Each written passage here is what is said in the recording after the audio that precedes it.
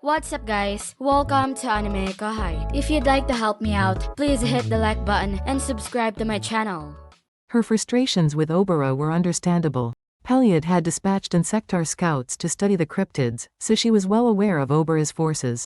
And having witnessed her might in this clash, she recognized the threat Obara posed. That's why she forced Obara to fire those massive shots, aiming to deplete her strength. She had never underestimated her. However, she hadn't anticipated Geld being such a persistent problem. Before the life reconstruction, he was on par with Mujika, yet his resilience is unnatural. How long can he possibly endure my attacks? Such specialized opponents were always a hassle. Peliod tried to maintain her composure while calming the irritation within her. Then, venting her frustration, she lashed out with a dimensional slash. But most of the slashes were absorbed by Geld's Chaos Eater, and the few that weren't were deftly evaded, only further aggravating Peliod. It wasn't due to a lack of skill on Peliod's part but rather because Geld and his allies were pushing themselves to the brink. Gopta had conquered his fear, committing fully to distracting Peliod. Trusting Gopta, Ranga offered complete support. Midley relished the fight, but he knew that death meant the end. He pushed past those fears, fighting solely to bring down Peliod. Carrion and Frey launched relentless assaults from both air and ground, utilizing every bit of their awakened powers. Indeed, their rigorous training in Ramirez's labyrinth had paid dividends. Without it, they would have been forced to retreat from the front lines due to poor resource management. Obara was still Obara, analyzing the situation with precision to give the best orders. Geld was protected because she expertly rotated the roles of their shields. As for Geld, his mind was already clouded. Just as Peliod had foreseen, it was a miracle that he was still standing. He remained upright purely through sheer willpower. The full body armor that had fused with his skill was fractured and crumbling, leaving only remnants. His body had long surpassed its limits, so ravaged that even ultra-speed regeneration couldn't keep up. The only thing keeping him in the fight was the secret behind Geld's power. His ultimate gift, Gourmet King Beelzebub, included the Grant Protection ability, which enhanced his allies' defenses, and the Substitute ability, which absorbed damage meant for others. Moreover, by combining these abilities, he could achieve something entirely unique. In essence, he could transfer his injuries onto others. Geld was able to spread out the damage among his comrades, adjusting how much he personally endured. But even that had its limits. His subordinates claimed they could bear more, but Geld knew better. Everyone had reached their breaking point, just like him. Still, Geld stood firm. He faced forward, never taking his eyes off Peliod. The one who turns away from the battle is the one who loses. That was the wisdom he took to heart from Rimuru. It was just an offhand comment made at a drinking party, but to Geld, it was the most valuable thing he'd ever heard. Even if it wasn't true, he believed he could make it a reality through sheer determination. That's the kind of man Geld was. However, even he had his limits. Struck again, he finally dropped to his knees. I can't get up. Hehehe, you've finally fallen. Peliod chuckled. I will commend you for your effort, but now it's time to finish you off. It wasn't compassion that made her spare him momentarily, but the intent to torture him later, slowly. It was merely an experiment to see how much punishment he could take. Besides, it would have been foolish to focus only on Geld now. Since the others lacked Geld's endurance, she decided to eliminate them swiftly. With that obstacle removed, victory was assured. The only worry was that Zelanus, Peliod's lord, was now battling Demon Lord Milam, with the outcome uncertain. But this was still part of the plan. However, the extent of Demon Lord Milam's power was unknown. Peliod didn't doubt Zelanus's success, but she wanted to assist him as soon as possible to ensure it. Now that this stubborn foe is down, the others will be easy to wipe out.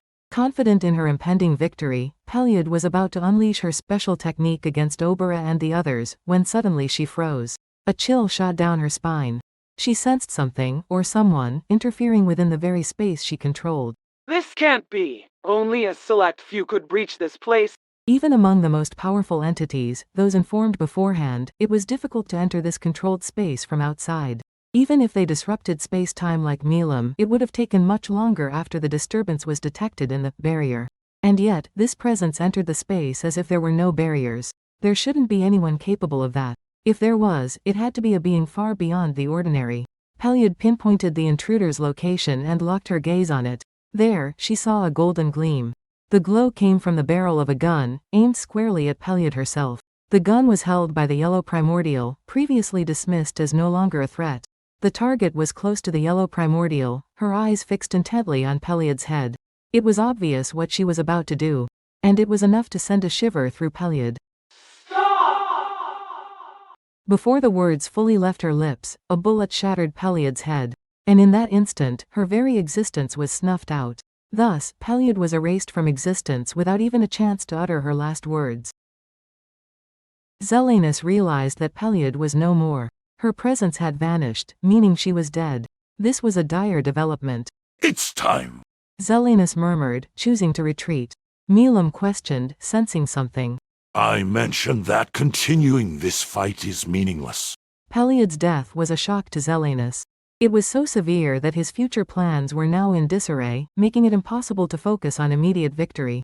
Even if he kept fighting Milam, the odds of his victory were no better than 50-50.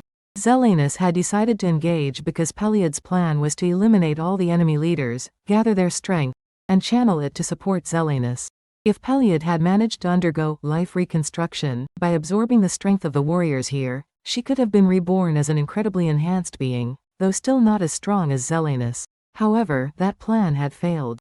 Now, Zelanus was stuck in a fight where victory was not guaranteed. Zelanus was too cautious to accept such uncertainty. Moreover, he had another, more pressing concern. The battlefield was encased in a network of barriers, designed to minimize damage to the planet. But Peliod's death, a key part of that system, had weakened the barrier. Just as Milam was holding back, Zelanus hadn't unleashed his full power either. He realized that prolonging the battle could lead to unexpected complications. Are you running away? Ridiculous. Zelanus scoffed at Milam's taunt. Milam was smart enough to know she couldn't fight at her best if the barrier collapsed. She had aimed for a quick fight, and now that victory seemed out of reach, there was no point in keeping Zelanus here. It was true that Milam was holding back. She hadn't tapped into all her power, knowing that if she did, defeating Zelanus wouldn't be too hard. But the real issue was what would come after. Once Milam's power was fully unleashed, it was hard to rein it in, and if it went beyond a certain point, Milam would lose control and go on a rampage. Milam's stampede, which Frey once mentioned to Clayman, was indeed real. Milam had casually mentioned it to Frey, who didn't believe it was true, but it absolutely was. Milam thought to herself, My friends are worn out, and some are in serious danger without immediate treatment. It's better to start fresh rather than risk everything by forcing a conclusion. That was Milam's decision, and so, Milam chose to let Zelanus leave. Carrera noticed Peliod's absence and grinned with satisfaction. Look at that. We've won. Carrera turned to share the news, but Kondu was nowhere in sight. Kondu hadn't been fully summoned by Masayuki's ability.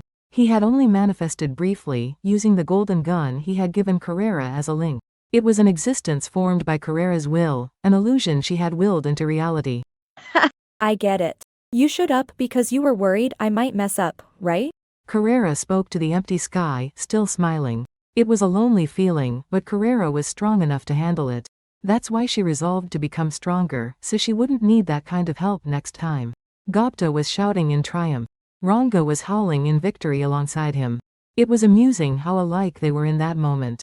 Geld collapsed from exhaustion, and Obera helped him up, congratulating him on a job well done.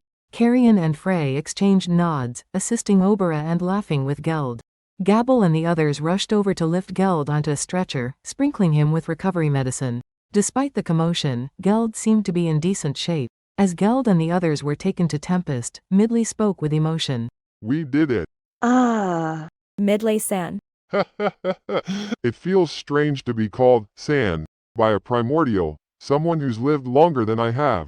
Well, it's fine. I respect those I acknowledge. I'm honored. The conversation paused there, and they both savored the victory for a few moments. With so many injured, it wasn't a complete victory. But no one had died. Carrera found satisfaction in that alone. For this battlefield, she had given strict orders to her demons to recover the souls of the fallen, which allowed them to manage the damage on this scale. Even so, if they had been hit by a wide-range attack like Obera's devastating technique, the losses would have been irreparable. The fact that they could all celebrate together like this made it a great victory. I'm going to get stronger. The legendary demons I've heard about were portrayed as monsters that didn't understand human emotions. But talking to you like this, I find that we surprisingly get along. It's a bit late to realize that, isn't it? Carrera laughed at Midley's bluntness. Seeing Carrera's reaction, Midley smiled at her. If you're aiming for more strength, then I won't fall behind either. If my body is this worn out after just that, then I still have a long way to go. You're already skilled, but you're planning to push even further? Isn't that natural? I need to push my mind and body to their limits so I can give my all for longer periods of time. Carrera Dono would make a great training partner, don't you think? That's a solid plan. I've been considering more training with this body his lordship entrusted to me. I'm up for it. Carrera and Midley shook hands firmly. Since they both shared the same goal of aiming higher, there was no reason to decline. Milam jumped into the conversation in her usual way. That's not fair. I want in on that special training too. Milam was excited and cheerful about the idea. Hey, does Milam really need to get any stronger? Milam Sama is already the strongest, so there's no need for her to train, right? Carrera wasn't one to be outdone, but there was always someone stronger. It was common knowledge that Milam was beyond the norm, and Carrera, having interacted with her, understood this all too well. Even so, Carrera was still among the stronger ones and could handle most wild requests with a smile, but that wasn't the case with Midley. Unlike Carrera, Midley tried to be more serious and restrained. But Milam didn't catch on. What are you talking about? There's no way I'm missing out on the fun. And so, she insisted on joining. Gopta quickly grasped the situation. He sensed the danger. Gopta saw Milam descending from the sky and had been quietly listening in. He sensed something unsettling in the direction of the conversation. Sensing that he'd inevitably be drawn into the situation, he made a quick decision to retreat. It was a sharp judgment of the circumstances. Well, I'm off to report our victory. Then, jumping onto Ranga, who had split into two, they dashed away like the wind.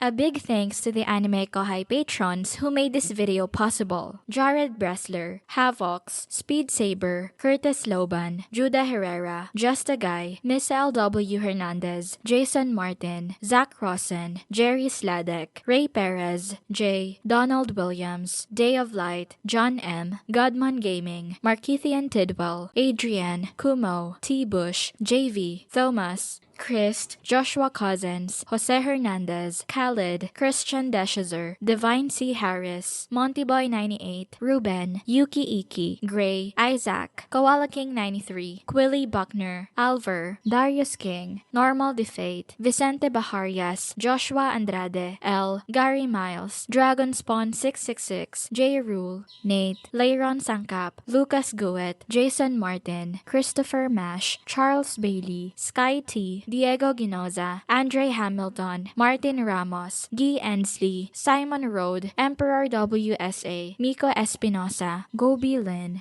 Pratik Bandari, Faiz Mansour, Jackson Early, Smexy, Carl Stephen Bernadal, Gareth Hashimoto, Steven Madison, Vasto Lord, Marl Barsha, Ralph Ignacio, Efrain Hernandez, William Locke, Kamal Luke, Jahid Hassan Lipu, Spencer Candila, Ian Sikibiol, Thanacorn Lee Sawat, KACP9R, The Harv, Drayden Yamauchi, Alex Buthanu, Michael Brinkley, Nathan Alexander, Mario Kanoy, Karam Faraj. Thank you so much for helping out. I'll see you guys in the next video.